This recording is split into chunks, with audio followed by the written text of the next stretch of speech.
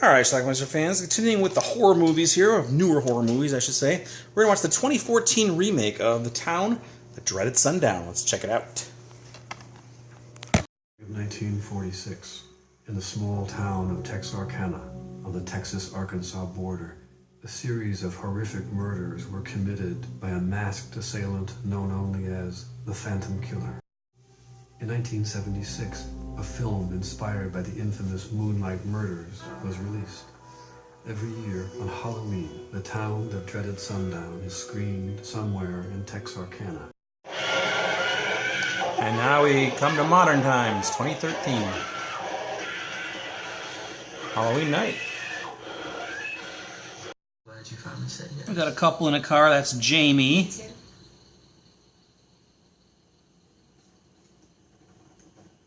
The girl. I believe his name is Corey. And that's a peeper. What's he doing? He's just a peep time. Get out of the car. Don't Jamie, get in the car. Get out of the fucking car or I'll shoot her in the face.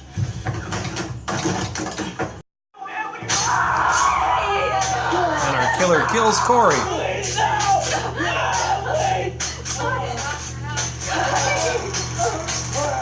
Jamie takes off running. This is for Mary. Make them remember.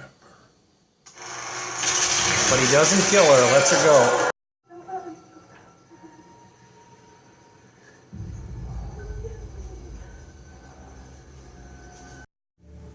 So Jamie decides to do some investigating on her own to figure out what happened.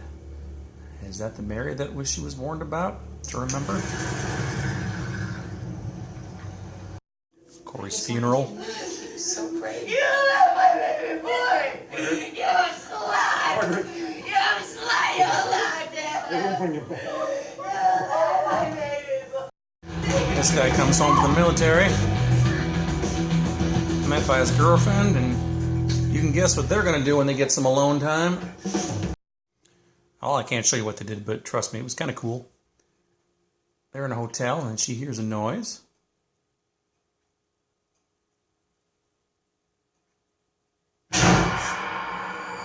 That's her boyfriend's head. And she runs and makes it to the car, but that's about as far as she gets.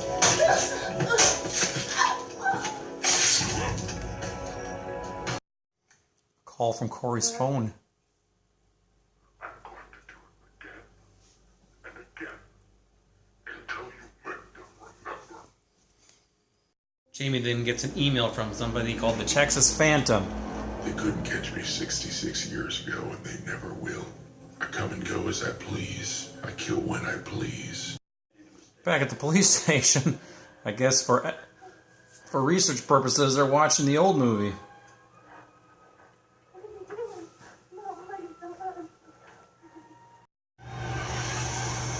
At a rally at the school,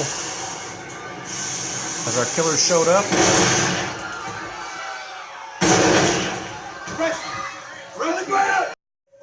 The answer is no. It's just a suicidal student who wanted to be killed. Killed Corey Holland, the man who killed viciously that couple. That man has been shot, I'm told. I don't know what his condition is, but I do know that no one else was hurt. But ultimately, they're wrong. A couple of gay guys. Go down there. And suck it. Suck it. I don't know, maybe a little. They're in the wrong place. No blowjob for him tonight.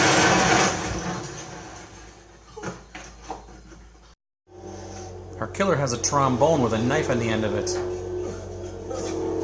First things first, though. This is how the trombone works.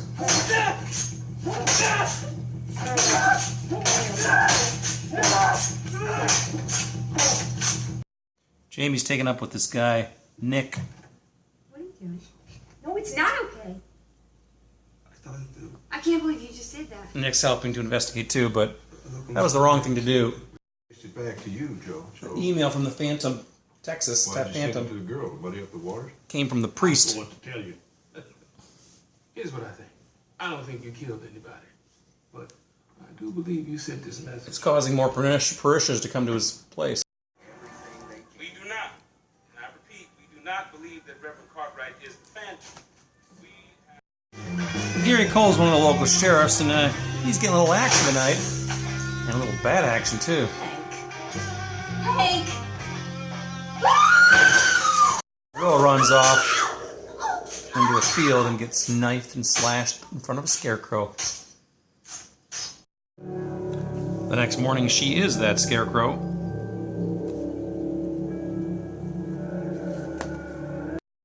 This is the director, film director's son. He said that the Phantom killed McCready, you know, his last victim, his final good The guy who directed the 76 version. My daddy tracked her down in 1974. Oh, she was still bitter. She said that Texarkana had done worse than killed her husband. It had shat on his memory. I tracked down Mary McCready in 1986. I found that scary old bitch on her deathbed. And she warned me. She said that her grandson would do. Anyway, Jamie and Nick make up. No nudity here, but they do consummate their newfound relationship. After sex, Nick tries to go home. Later that night, Jamie's on her way to California to go to college. She's gonna leave this whole place. Stops at a gas station with her grandma. Grandma ain't gonna make it. Grandma, no! Jamie takes off running. Finds what's left of Nick. She runs off into the woods and gets felled by an arrow. But are there two Texas Phantom killers? Apparently so. That's one of the sheriffs. And remember her boyfriend from the beginning, Corey? He's not dead. They killed a vagrant instead of him. McCready's grandson. One of you is Ed McCready's grandson. I am. And now, thanks to you. Talk about what happened in Texarkana. About how the Phantom came back. Oh, I'll know. I'll know that I made that happen! So obsessed with the Phantom, and one faked his own death. She killed her own grandma. No! I'm not sure where she got it from, but Jamie had a gun. But no body was found. Some people say the swamp took Deputy Foster. That the swamp gave him the only burial he deserved. Others believed I hadn't killed the Phantom because he was something that couldn't be killed. A demon or they could come back. The next time the sun goes down. Jamie goes off to college. Watch the shadows. That's our movie. Alright, let's talk about The Town That Dreaded Sundown. Now, this is I don't know if it's a remake or a sequel or what exactly it is, but it came out in 2014.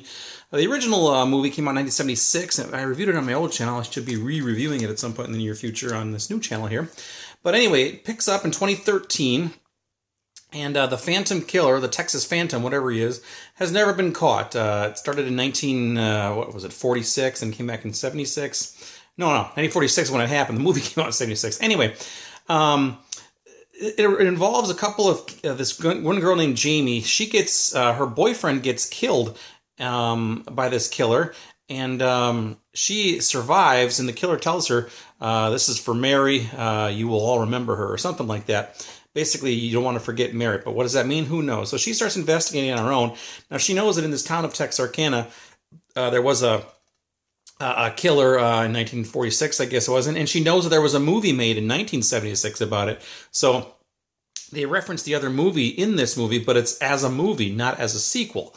So anyway, she does a lot of investigating, and it kind of goes nowhere for a while. Then she meets this guy, Nick, and they investigate together. They end up talking to, in the movie, the son of the director, I think his name is Charles Pierce, who directed the movie in 1976, and he has his own theory, or he talks about how his dad had his theory, that there was another victim whose name was kind of forgotten, and the wife of the victim, or the widow of that victim, has decided to start killing people because she doesn't want him to be forgotten, or something like that. Everybody forgot about him, and he doesn't get his due. So Anyway, and apparently on her deathbed or something, she said her grandson is going to continue it or something like that. So ultimately, at the end of this movie, Jamie's about to leave to go to college in California, and she's going to leave with her grandma, and while she's at the service station on her way out of town, grandma gets killed by a sniper, and Jamie takes off running, and she ends up getting struck by the killer in the woods. But however, there's two phantom killers. And they both take off their masks. One of them is a local deputy. He's the grandson that they talked about in the beginning or just earlier. So that theory was correct. But the other guy is her boyfriend, Corey, who was allegedly killed in the beginning. And he explains that no, it was a drifter who was killed. We just made it look like it. I don't know how these two managed to get together. But then the sheriff's deputy, who is the grandson, shoots Corey and he dies. And then as he's about to kill Jamie shoots him. Somehow she got a gun and shoots him, and then he allegedly dies. She goes off to college. The last scene in the movie is her in college, and we see a shadow following her that looks like the shadow of that guy there. So anyway, up until the very end, I thought it was a pretty decent film. There's some decent gore in it, although there is CGI stuff, but it was pretty cool, I thought. But I thought the concept of having two of these killers was kind of weird, and I kind of just want to leave it up in the air. Now, these were based on true events that happened, and they never caught the killer. It was never solved, and I kind of wish it would have kept that way, but whatever, right? So anyway, other than that, though, I thought the ending was a little weak, but the rest of the movie was pretty good. So anyway, got a couple of nude scenes thrown in there, and that's about it. So anyway, check it out. Let me know what you think of it, if you've seen the 2014 version of The Town That Dreaded Sundown, and leave some comments. Watch it. Bye.